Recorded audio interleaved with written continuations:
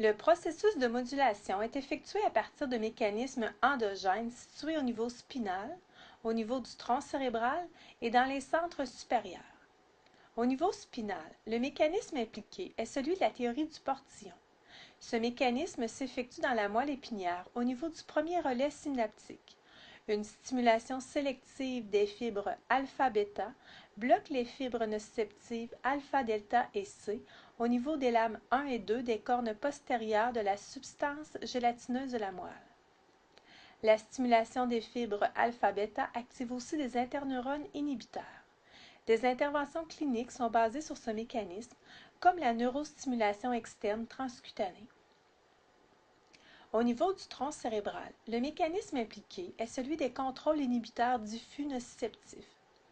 En se basant sur un principe d'hyperstimulation analgésique, une stimulation nociceptive localisée peut entraîner une inhibition de la douleur diffuse généralisée. Ce mécanisme s'effectue au niveau de la substance grise périaqueducale et du noyau raphe-manus situé dans le tronc cérébral. L'acupuncture est basée sur ce mécanisme. Plusieurs mécanismes modulateurs sont présents au niveau des centres supérieurs. On retrouve l'effet placebo, qui est défini comme une réponse positive d'un sujet à une substance ou à toute procédure qui n'a aucun effet thérapeutique pour la condition traitée. L'effet placebo entraîne des changements physiologiques et psychologiques bénéfiques en induisant un effet analgésique par la libération des endorphines et des opioïdes endogènes.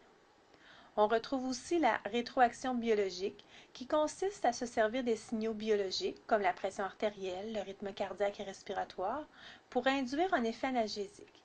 Il existe des logiciels informatiques pour modifier ces signaux ou les ajuster à notre convenance.